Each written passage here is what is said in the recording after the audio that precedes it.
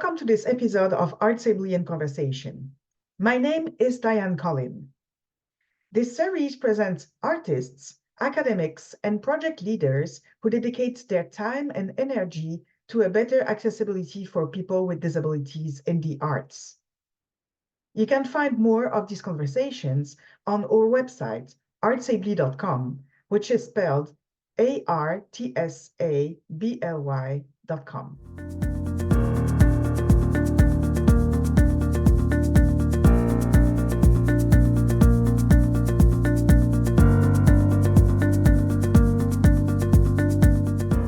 Today, ArtsAbly is in conversation with Andrew Dell'Antonio, distinguished teaching professor and head of the Musicology and Ethnomusicology division of the Butler School of Music in the College of Fine Arts at the University of Texas at Austin.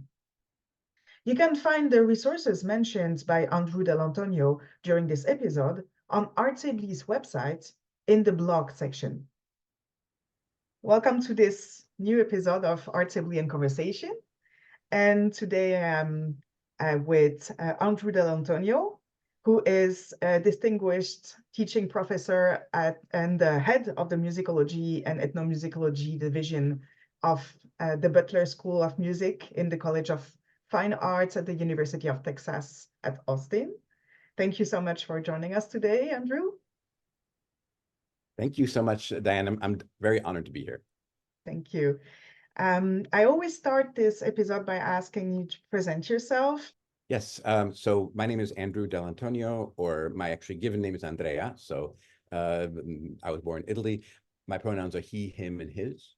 And yeah, I'm delighted to be here to talk with you about disability in the arts. Thank you so much. Okay, so I know that, first of all, I discovered by listening to an interview that you gave a few months ago or years, that you are a recorder player. Yes, absolutely. Yes, that was my first instrument. And I came to music through the recorder. In fact, the recorder is really the primary instrument that I've always played. I never trained on an orchestral instrument. I took some voice lessons, but I never really became a very skilled singer. When I was very small, my parents had me start on the recorder, as many parents do. But what the turning point for me was a year that my stepfather was the director of a study abroad program in Firenze and Florence. My stepfather retired a few years ago from Smith College. He's a medievalist. And he was leading students to this one-year program in Florence. And so my family went back there. I'll tell you a bit more about why I'm saying went back, but we went there, and my parents were continuing to suggest that I study with the instruments. So I went to study with somebody, and I was just playing the regular folk tunes and so forth that I was playing. And the person asked me, would you like to learn some repertoire that was written for that instrument? And I said, what? And from that point on, it was all the way from there. So I really became passionate about early historical, early European repertoires, did a few summer workshops while I was still in Italy. And really that was my instrument through college.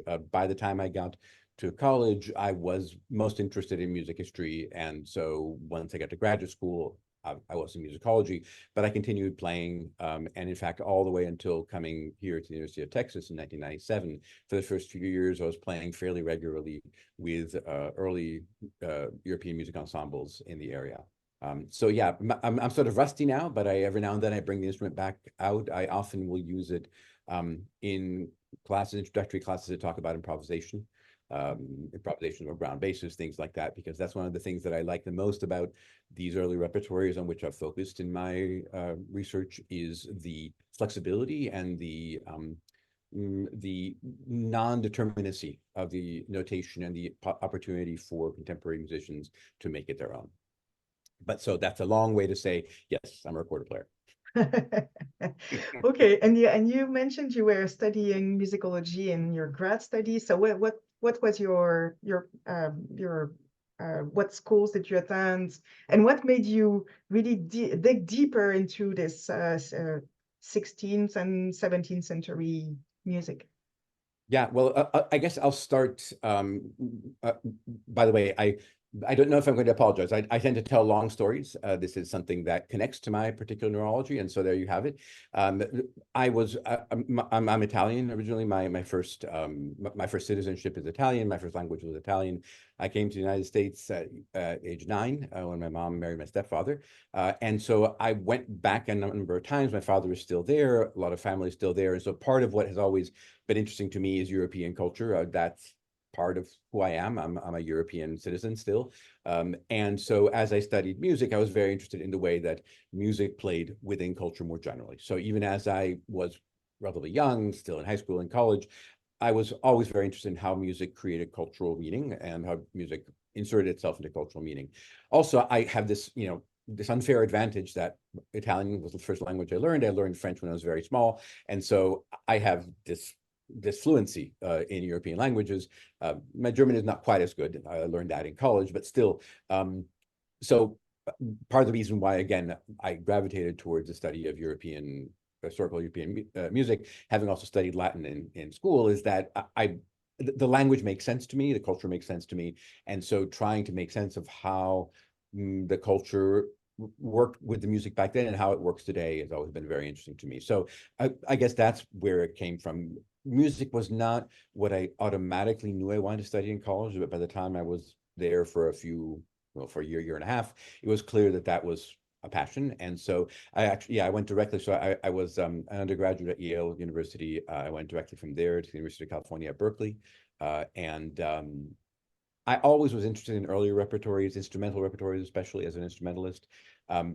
Since then, I've become very interested in questions of listening and questions of how music is understood and processed and used by particular cultural groups to create particular kinds of possibilities or hurdles for others. So again, my early work in graduate school and shortly after graduate school connected to instrumental music, but after that, most of my publications have to do with listening, both historical listening in the past and listening in the present. Questions. I have an essay out there about listening at MTV. Actually, I have 2 of them from a while back. But more recently, I've really become very interested in questions connected to disability. And I guess this is going to be our segue, right? And how I moved into disability related matters in the arts and in music specifically. So tell us about that. Yeah. I mean, I'm just monologuing here, Diane. I'm sorry. I'm taking over for you. Well, no, I mean, if that's not where you want to go next, I shouldn't. No, definitely it's where I wanted to go next. You just read my mind. I read your mind, exactly. Well, I mean, I've, since your podcast has been going on for a while, I've really learned a lot from people you've brought on, and oftentimes I know that they have been speaking to how they got into music and disability. So my path to disability, I guess, is twofold. One is I was born with a particular cognitive way of operating, which I didn't really know until I was diagnosed with ADHD at age 54, 55, somewhere in there. But this is not looking back over my life, it's like, yes, okay, many of the traits that are attributed to that particular pathology or pathologization of a way of being were things that happened to me or were part of my life earlier. As it happened, because I was very fortunate, I had a very supportive family. I was not a first generation graduate of college or even of graduate school. I was in a community that was very supportive of academic work. I was actually, I was not disabled according to social model by my way of being. So that's been very interesting for me to figure out if and how to claim disability, because certainly there are aspects of the way I am that could be perceived as being impaired within certain kind of contemporary contexts, but because they have mostly manifested when I've been older and when I've been very powerful and privileged, people have had to accommodate me.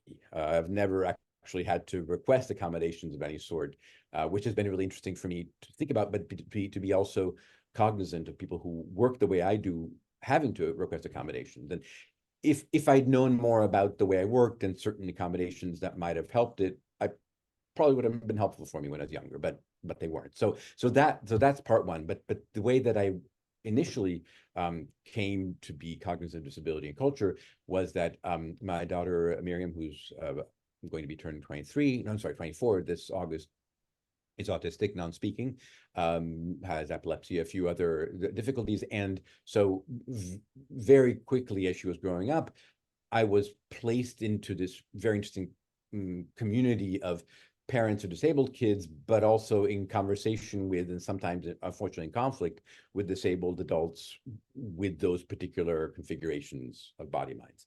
And so I learned an incredible amount from talking with, corresponding with, being online with the autistic neurodiversity community, really over the last 20 years, especially I guess the last 15 years. So it's been a long journey, and even before my own diagnosis, which frankly I sought partly because I'd learned so much about what various kinds of neurodivergence, how they manifested, and I thought, right, I wonder if, and sure enough, and so I have been drawing on certain kinds of resources. There are medications that have been helpful for my focus. I have been working with a counselor who is also ADHD and very good at providing strategies. But where then this all sort of came to a head has been in my teaching. So my interest in the realities of different ways of being legitimate in the world, and my realization that in academic contexts, those alternate ways of legitimately being in the world were not being honored, has led me in the last decade or so to trying to find approaches, some of them curricular, some of them political, some of them strategic, to foster diversity, honoring diversity of all sorts, regardless of your body mind, whether you're using categories of age or race or disability. So really, I sometimes do claim the identity disabled. I also make it very explicit, as I just did a few minutes ago, that under the social model, I'm not really disabled at all, because I function very well within my professional context. But it is true that, for example, I have a very difficult time keeping track of time. The flow of time does not process for me the way it does for many other people. And I've had to build lots of strategies to make time work for me. And in a different context, I could have been in a lot more trouble because I'm late to almost everything, things like that. So that's my background, and so really most of the work I've published a little bit in music and disability, but it's just about most of it has been focused on teaching. A little bit has been focused on neurodiversity more broadly, and I'm happy to talk a little bit about that too.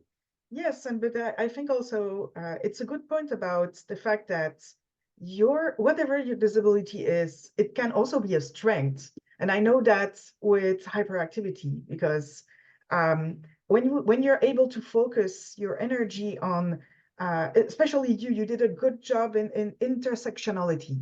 You wrote about gender, sexuality. You wrote about a bit about disability, as you said, but in a way, you have broadened a lot of different perspectives and views on our society, which has to do or not with disability.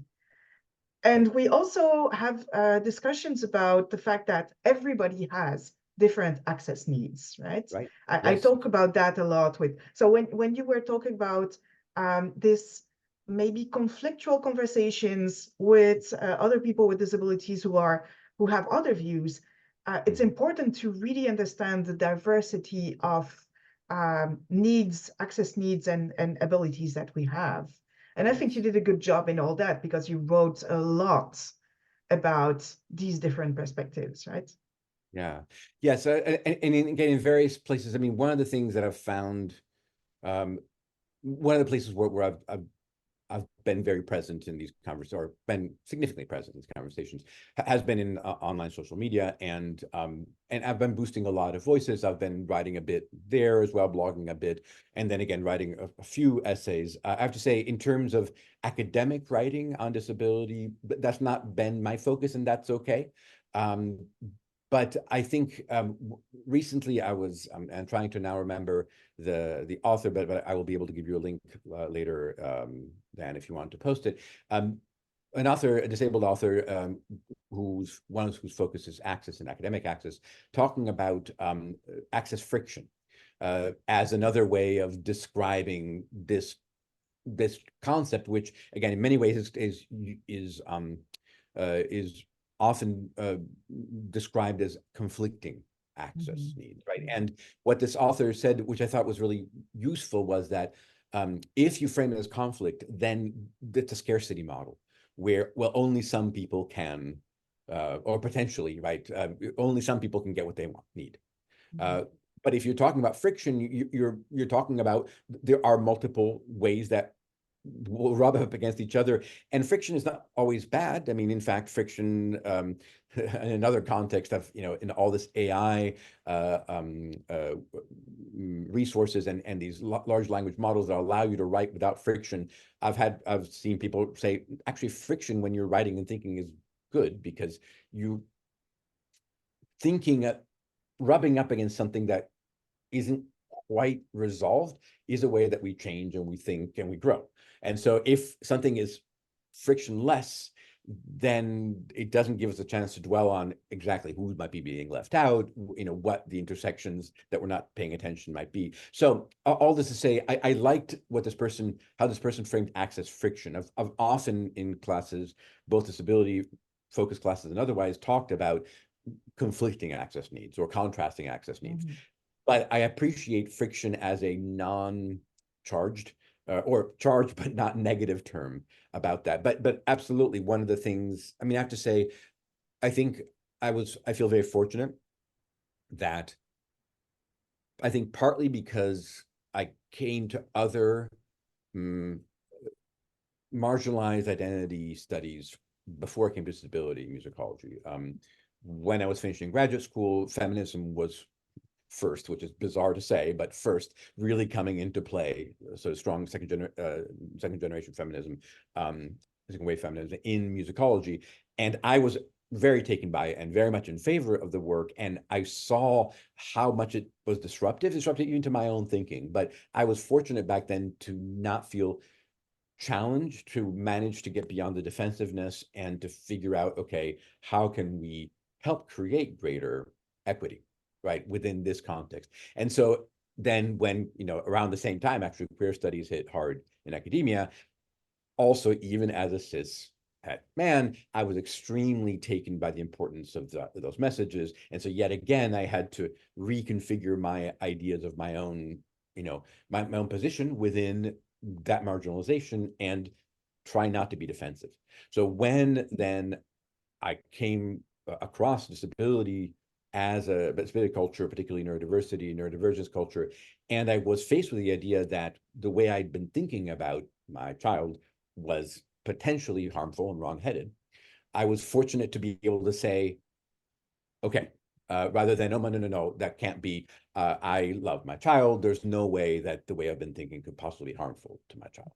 And that, I guess, back to this idea of intersectionality is, I mean, I don't want to, pretend that I am inherently better. I mean, I still make mistakes and I still am learning, but I've managed over time to cultivate this idea of, if somebody tells me that harm is happening, I do my best not to deny that I have a role in it. And that can be very difficult because, again, one doesn't want to feel like one has done harm.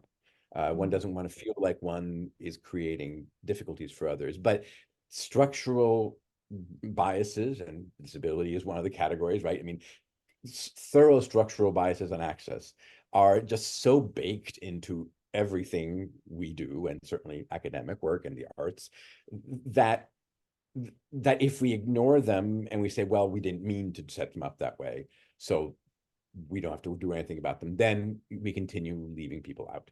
And leaving people out is something that I've always had a problem with. And so again, I think I've been fortunate that I was able to go through the exercise of correcting my own thinking significantly with other identity categories before then I got hit hard with the disability issue, which was in a way a lot closer to me, right? When you have a child who's disabled and you come up with a perspective that you think is correct and the best for your child, and then an adult comes to you who has that disability and says, no, actually what you're doing is potentially harmful to your child, it's a much closer than an academic exercise, but it's also more important. So anyway, so that's how I came into it. And so, I mean, one of the things I really like about, or I'm really grateful about my opportunities within disability and the arts, is that I am teaching at a university with a very strong performing arts program in music in my own area, but also as well as in theater and dance. And we have a really good visual arts program as well. And I've, over the years, I mean, I've been here now 27 years. Good Lord, I can't believe I'm like a whole, basically, you know, more, almost a half a lifetime for me. And I've grown in professional accomplishment, authority, privilege, so that now I can be very visibly in favor of certain kinds of change without as much risk to me personally. And I know that a lot of younger scholars, a lot of younger people within the academy are legitimately more concerned about coming out, as it were, right, in favor of certain things that would question certain core aspects of the academic enterprise. And so I feel like I can make a difference. And that's, you know, at this point in my life, it feels very good. And I've gotten, I'm almost 62, no, 61. No, how old I am. Almost 61. And you know, I'm starting to think backwards towards legacy sorts of things, as well as helping to bring people forward. So again, I mean, the kind of work that younger scholars are doing, that you're doing, others are doing, is so meaningful and so important. And that's, I'm in a position to be able to help support that, I think, and that feels good. And I'm in a position to help introduce students to ways of thinking about disability that I myself was not introduced to in undergraduate or graduate. And if I'd been introduced to them earlier, perhaps my own thinking would have gotten to a better place more quickly. But all that you're actually, everything you're mentioning right now, it's about learning. You learn as a parent with a child with disability, you learn as an exchange with others, and I'm not talking about academic, right? I'm talking about life in general. Right. Life Yes. is a constant learning. And if you're willing to learn and to acquire new knowledge that you're able to transmit, which is really the heart of what we are doing in these exercise as a teacher, but also as a person. And that's what I appreciate when we get together and we talk, is that there is this constant learning and exchange. And I think that's what you're also transmitting to your own students as a teacher. And right now you are developing some other strategies about learning, I think. So can you Yes. talk about that part? I know you're Sure. doing a work about universal design for learning. Absolutely. Yes, absolutely. Yes. So again, this this concept of universal design for learning, UDL, has been around quite some time, and I in no way want to claim primacy in terms of bringing it to music issues. There are actually some other music scholars. I should name Reba Wisner for one, and maybe we'll link her work out, who has been really working very hard to make UDL visible within music. But the principal aspect of universal design for learning, which again maybe some other guests may talk about at some point in this podcast, is the idea that there should be flexibility in the way somebody approaches learning more broadly defined. So there should be multiple ways to gain information. There should be multiple ways to demonstrate that one has acquired that information. And there should be multiple ways for somebody to come to information or learning being meaningful to them. This last one is actually the one that I find most fascinating, because the first two, in a way, a lot of that has been done over the years. And again, a lot of this is relatively new theorizing of kinds of things that have been done for a long time.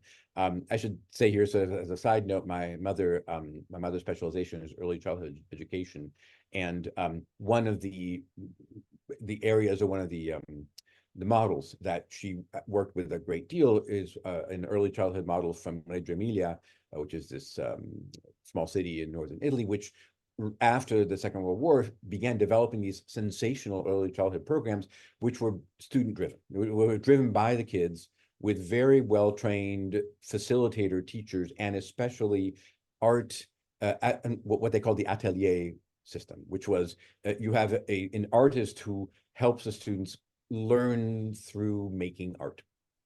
It is one of the most extraordinary, flexible, ingenious learning systems ever. And of course, it is not grades based, and it's based on the students learning on their own the best ways that they can. So UDL, to some degree, connects to that principle, where some people, even though learning styles per se, are you a visual learner? Are you a text learner? Those aren't confirmed scientifically, but it's definitely true that different ways of engaging with different kinds of media can sometimes, for multiple people, be more meaningful and more effective. So as somebody who wants to learn something, I might learn better on a particular day by listening to a podcast like this one, or listening to audiobook or whatever. And then I might want to go back and read part of it so that I can learn through reading and so forth. So that as many different ways that you can encounter media is better. And of course, this was in some ways at least developed to help people with a variety of different physical and cognitive strengths. So, if your visual perception is not very good, then yeah, you'd better have really good audio materials. If your auditory perception is not good, then you must have resources that are good for your reading. But in a sense, that's not the only people who benefit from having multiple ways of acquiring information. Likewise, some people, for whatever reason, are very good at time tests. They're very good at memorization, and they can convey things through memorization. I, for example, am really bad at that. I didn't know why. It's because of the way that my brain works. It is why time tests were always really terrible for me. Memorizing names and dates was always terrible for me. And so actually, I developed my own way of teaching history, which relied relatively little on memorization with my students, and more on concepts and connecting concepts to things, which is the way I learned, right? So in a way, I UDL'd myself as a young learner, and then I've passed it on to my students. So different people will be able to convey having understood in different ways. In Italy, I remember there was a lot of oral examination, which could be terrifying, but for some people actually was what they got used to, and they were okay with it, right? So you are in front of 3 or 4 people, and they tell you, okay, Dell'Antonio, tell me about this, right? And some people do really well in that, and other people do better in written examinations. Other people do better with essays. So these are multiple different ways of conveying information, right? So this is the second branch of UDL, is multiple ways, flexible ways of conveying information. But the third branch, about multiple ways of of making something relevant, is really important to me. And in the last few years, as I've been noticing how students have been affected by the pandemic, and by, frankly, the world being on fire, as my just now turned 18-year-old stepson says, it's very hard to focus on things because there's so many distractions and so many difficult things happening around us. And so it can be difficult to be motivated to study, to engage with something that is not inherently interesting to us. And the tradition has always been to say, well, suck it up, you got to learn this, so learn it the way I got to make you teach it. I don't care if you are struggling. If you can't do it, then you clearly are not worthy, you're not smart enough, et cetera, right? UDL says no. The way that we can help people learn is by making things meaningful, helping them make them meaningful for themselves, which is extraordinarily complicated because, of course, I can't make something interesting for you. But if I provide you multiple ways of thinking about why something is interesting, then the odds are that you're going to find it interesting it's more likely that you'll find interesting than if I just say, okay, this is why it's interesting, or even say, I don't care if you find it's interesting, learn it. Because if you have to learn something that you don't think is interesting, that is inherently more difficult. Again, and some people find strategies and you do it. So this is something that's very interesting to me. So one of the things that's been I've been noticing, so beyond more broadly trying to apply these various principles in my teaching, because coming back to the fact that many of the classes I teach have to do with historically early European repertories, which modern contemporary 21st century students often might say, well, how is this important to me? Which is a fair question. Now, the fact that these repertories are still played a great deal and are still very meaningful to a lot of people means that they can still have meaning in the 21st century. And so the question is, how can current young students who have not yet engaged with them very deeply see if they can find them meaningful? I ask them, give it a chance. Here are a few ways that these could be meaningful for you, just like they're meaningful to people in your generation elsewhere. So that's something more broadly that I've approached. But one of the things that I'm working on right now is a collaborative project with a colleague who is the head of our dance area in our Department of Theater and Dance here at the University of Texas and College of Fine Arts. Their name is E.G. Gianfrido, and E.G. Is a choreographer primarily, teaches primarily ensemble choreography classes, also sort of helps and directs sort of production classes in the Department of Theater and Dance. So they're an applied person primarily, and I'm primarily a classroom person. And we're both very interested in the question of how do we help students learning community in an inclusive way. So back to this idea of intersectional belonging. And some of it absolutely has to do with gender and gender identity and sexuality and ethnicity or race. And some of it has to do with ability, disability, ability, however we define the thing, right? The way your body, mind can and can't do certain things, which of these things can be built and learned building on strength, which of these things need to be accommodated and remanaged because your body mind right now cannot do those things, and which of these things are essential for you to be able to do, or which of these things can you negotiate, right? So back to this idea of access you were saying earlier about, access is about negotiation, is which of these situations in this space, in this time, in this location are just a non-starter, right? That you cannot function in this space given your body mind, and which of these are it's not going to be great, but I can deal with a half an hour of this for if it's the good enough reason for me to do it, right? What's the incentive for me to put myself through a half an hour of physical discomfort if in the end perhaps then we can get the next half hour, we can change the circumstances, right? We can turn off the fluorescent lights, whatever it is that is difficult for various people.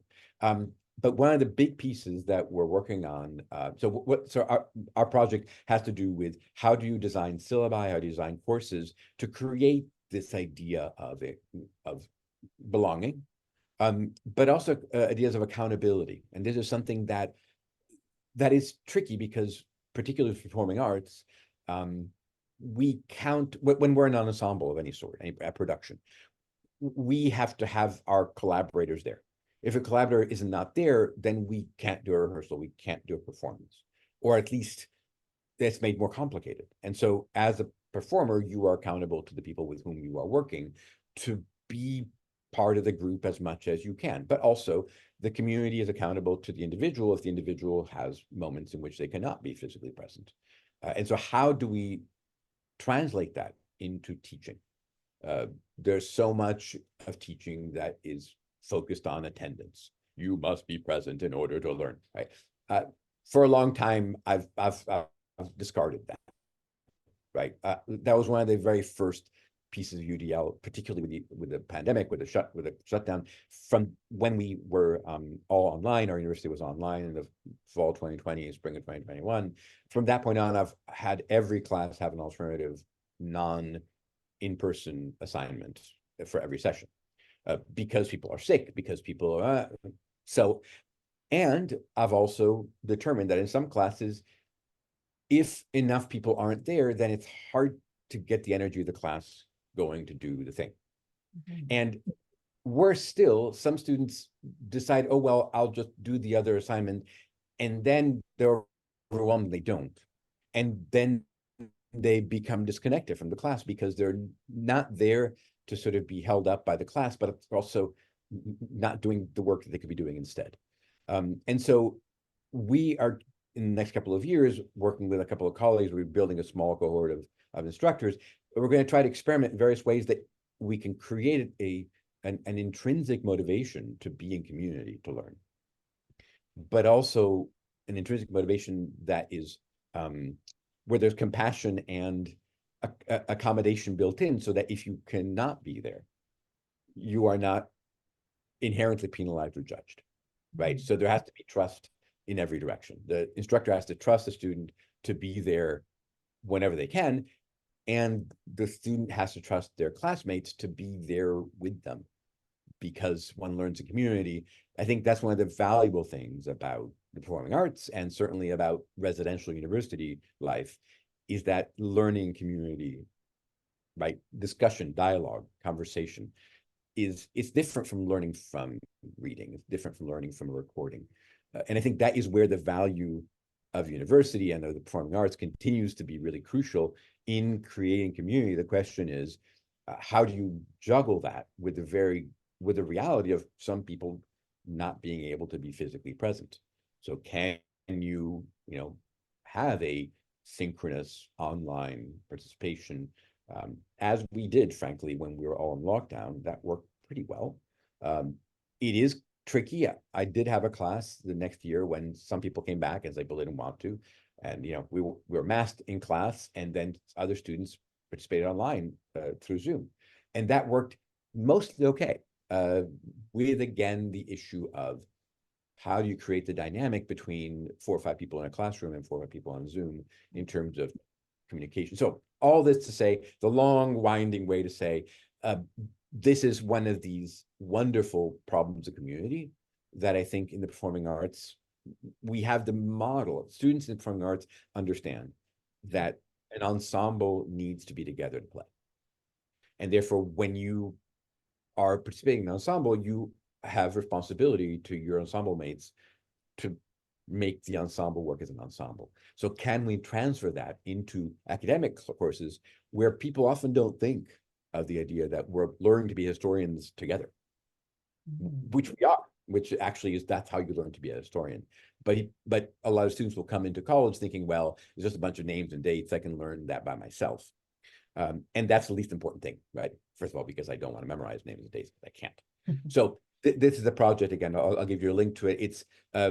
It's a project sponsored by our university. We have this wonderful program that they call Provost Teaching Fellows, which provides a little bit of money for the faculty member, but also a little bit of money to compensate others, whether students or colleagues, to do something that is going to be meaningful to the teaching enterprise. And it's a 3-year project. And the one that I'm doing with EG is the first one that's been approved in the 10-year program. That is a team project. There's 2 of us. And I've been realizing, again, as somebody, as a musicologist who's trained to work by myself, to do my own research, to go to my own archives, right? That was definitely what musicology training was in the end of the previous century. Hard for me to say that, but that's when I did my musicology training. And still to the present day, people think about, well, we write individual articles, we write individual books. But collaborative work, I've realized, is incredibly meaningful for me. I think in our field, I wish we did more of it. And so again, I love how through this podcast, you're building this idea of conversation, collaboration, as creating really important work, so that we don't feel like each of us has to do it on our own. So this is actually one of the things, people ask me, well, what kind of research are you doing right now? And for several years, I was a part-time administrator. I was an associate dean. I helped coordinate undergraduate studies for our College of Fine Arts. I did very little research during that time, but that was the time when I was really starting to develop my UDL pedagogy, thinking a lot about disability issues and so forth. And now, having gone back to full-time teaching for a few years, really the research I'm doing is the pedagogy that I'm doing, is the activism that I'm doing, are the conversations, and some of it is resulting in written, formal, what's that thing called, peer-reviewed stuff, and some of it is not. And then on the flip side, I have the privilege of collaborating with a colleague, William Cheng, on a series of books from Michigan Press called Music and Social Justice, of which actually you probably saw this, we just published a volume on the why can't I remember the name of it now, that software partly developed by Pauline Oliveros, AUMI. AUMI. Yeah. AUMI, yeah. I remember when that proposal came through 4 or 5 years ago, and I said, "Oh my God, this is fantastic!" Right. So that's also something that I feel I'm doing is, I mean, the other people involved in the creating the series were also happy about it, but I was very enthusiastic. I said, "This is a really interesting model for a scholarly book, but also which is clearly community engaged, clearly bringing in folks, disabled folks, who are trying to make sense of what this musical tool might be." So that's another thing. I guess I feel like that's mine too, even though I didn't write any of it, because I was able to make a really strong case for going ahead with it, and encouraging them, even as they undertook this really complicated project. At the same time, of course, I was mainly opening a space for it, and then other people did the work. And I'm feeling like a lot of where I am right now is that I'm in a place where I can open up spaces, and then amazing people are doing this work, and then I can be really delighted about that. For this particular work, I was very happy that it was done, because this is an old project. I've been working with AUMI since, not since it existed way longer before I started using it. And I found it a really interesting collaborative tool for children, and to make them understand that music could be played without touch. And so when you started editing this project, first of all, yes, for those who are using it, we all got to this little note that says, "Oh, there is a project that is reviving that AUMI," and all articles and conversations about how to use it. Good. And it was fantastic. Good job, right? Really, it's a great book, and it gives lots of ideas too. It's like, oh yeah, I never thought of using it that way, or I never thought of this as this perspective. And it ties to your UDL work, because it's really about when you think of universal design itself, which comes before universal design for learning, it's to build a tool, or to design a product that can be used by a multitude of people, and that can maybe transform the way you would use a traditional such tool. So yeah, it's really, it comes to your, it's really linked to this universal design for learning work that you're doing too. Yeah, I was, again, I've been familiar with AUMI before the proposal came through. I remember, playing around, because I've been admiring Pauline Oliveros' work for a long time. I'd heard that she'd been involved in this experimental instrument, right? Which, again, from the very beginning was meant to rethink the way music could be made, from a classical and non-standard body and mind way. And so I'm glad that the book can make this whole project more visible, because I think within certain communities, right? I mean, you clearly knew about it as well. Within certain communities, AUMI is fairly well known, but I think the broader significance of it, with the possibility of AUMI work being done across body-mind types, right? So that it's not just people who are identified as disabled, who have certain kinds of disabilities, who can use it, but no, this is a musical tool that can transcend particular ideas about ability and disability collaboration. So, for example, there are times, there's a class that I love teaching about music and disability, and we talk about the various ways that adaptive instruments and adaptive music making has been configured. You have orchestras that incorporate one or two instruments, or ensembles that are allied with orchestras that do orchestral repertory, but with a set of people using adaptive instruments of various sorts, people who are visibly disabled, playing instruments that are adapted for them. And so that's one, and that is sort of still the presentational. This is an orchestra, right, of professional musicians. And phenomenal work being done, professional musicians with disabilities, of course, with Ramped, right, which, I mean, I've been so impressed with the work that you and others have done with Ramped. And then there's the other side of, okay, well, these are things that we do for the special education kids, right? And it's an entirely different segregated thing. And so what I like about AUMI is that it kind of blows up that distinction, for better or for worse. And so that's another area that's worth exploring. So I've been delighted. Yeah, I remember seeing in your presentation that you gave about a year ago, I guess, about that you were using AUMI in the schools with the kids. And I thought, oh, wow, fantastic. So yeah, all these cool connections. Yeah, but that's also what we're doing. We're networking. That works very well. Yeah, yeah.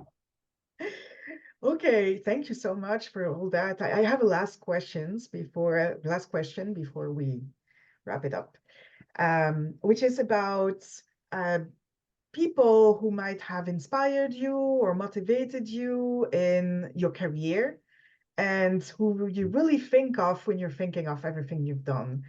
And if Yeah. you had one or two names to give, who would it be and why? Sure. Yeah. Yeah. I remember. So you were kind enough to send me a few questions to think about before this conversation, and I remember getting to that question, thinking, "Oh, damn it, how can I possibly?" Right. What's interesting to me is that the people, I'm going to name a couple of people, and they're all people who are younger than me. So in a way, they're not so much people who have um, helped me come to this point when I was younger, but they're people who now I see as really taking things to the next level and inspiring me literally in what they are doing that is well beyond what I could ever do. So of course, one person I want to make sure to mention is Elizabeth McLean, who is at Virginia Tech. I suspect that sooner or later you will have a conversation with her on this podcast. She is an extraordinary scholar, disabled scholar, multiple disabled scholar, who got a PhD on writing in musicology theory, musicology on a topic that is extremely canonic in a way. And yet, even as she has done that work over the last 5, 6, 7 years, has become, I think, the most visible U.S. scholar of disability studies in terms of cross-disciplinary disability work. And just everything that she does and the way that she does it is so deeply ethical and so smart and so inventive, and in the face of extraordinary medical ableism and pretty significant academic ableism as well. She's, not minimizing the difficulties, then hanging in there and really building her own work and bringing other people along. And through Elizabeth, the other person I want to mention is Galen Lee, whose work is entirely different in a way, because as a performer, she's certainly an intellectually deep performer, but her work is really advocacy and performance. And again, I'm sure you mentioned this elsewhere, Dan, but her co-founding of Ramped is, I think, one of the most significant things that's happened in the last several years, and her continuing work through social media as well. I'm on her Patreon, and she has these meetings where she invites musicians, disability studies people, and they're often very small. And so the investment of time is significant for her to have 4 or 5 people on a Zoom, but she's there opening spaces and teaching and so forth. I wanted to mention a third person, if I can squeeze in one more person, and this is Stephanie Ban. Steph is a graduate of the University of Chicago, an independent scholar. She actually works in access, disability access specifically, doing primarily what's called plain language work. Plain language is this phenomenal approach where you acknowledge that language is an aspect of access. And people with intellectual disabilities or first language learners or a variety of other folks deserve to receive information that is nuanced and complex and not simplified, but in a language that is not inaccessible, that is not highfalutin, is not necessarily university trained language. So I've been very interested in plain language as a facet of UDL. And Steph works in plain language in the real world. But she also writes, has been publishing extensively on music and disability. Her own training is not technically in music. She's a history bachelor major, but she is an extremely sensitive musician, even though she was denied the opportunity to learn to actually play music herself. She's an interesting counter example to Galen Lee. Galen, very famously in her own, telling her own story, had a teacher who perceived her as being musically very interested and very talented, and helped her develop an adaptive approach to learning how to play music. Steph was told that given her body, she couldn't play music. And still, she is extremely musically thoughtful, very interested in issues of philosophy, disability, and music. And so she and I have collaborated a few times, and she is inspiring because she is creating a space for her scholarship that is, first of all, plain language informed, second of all, highly ethical, and third of all, that does not need academia for scholarship. And this is another piece of UDL that I think is really important, is access is also about, can you get admitted into programs and can you successfully complete programs? And, Dan, as somebody who's writing a dissertation, you know very well what kind of extraordinary hurdle a dissertation is for any human being, let alone somebody who, for whatever reason, has not been encouraged or given the support that they need. And so Steph has basically said she knows she could not succeed in academia, given the ableism in academia, and still she has the capacity and the determination and the networking skills to get support and get published all sorts of places, which I think is a great example of how we can be cognizant of the work that can be done by public intellectuals who are not officially within academia. Academics are extremely possessive of their academic spaces. My colleagues themselves, I've had trouble convincing them, Steph is not an example of this, but one of our graduate students wanted to bring a non-PhD specialist in as a member of their doctoral committee. And my colleague said, nope, doesn't have a PhD, can't be part of the doctoral committee. And I was flabbergasted, right? Because this person they were wanted to bring in was one of the most recognized experts in their particular area of musical practice and even social work, but they didn't have a doctoral degree, and so they couldn't be in a doctoral committee. So this is another piece of access that I'm really interested in, and I'm still trying to figure out how to help facilitate. But I really value the work people are doing who are not within official academia, and Steph is somebody who I know who does the work, and so I love collaborating with her and boosting the work. And so I think I may be able to give you a link or two to her work if readers are interested in reading it. Oh, yes, I would love that. Of course, all that will be published on ArtsAbly's website. But yeah, these are all fantastic people. I mean, I know them also. And but it's true that when you know the story behind the person and how they can make this academic or non-academic world a bit better, it's refreshing and it's hopeful. So thank you so much for all that. And thank you for being here today with us. Thank you so much. My It pleasure. was a Thank you for having me. Yes. great Yeah, conversation, and really. it's always lovely. I should say, and I hope you can leave this in for the listeners, that having conversations with Diane is something that I've had the pleasure of doing now for a few years, and I always come away from conversation with Diane refreshed and energized. So thank you for doing this work, and looking forward to the next conversation. Yes, thank you. I'm looking forward to it too. Have a great day and talk soon. You too. Bye. Take care. Bye.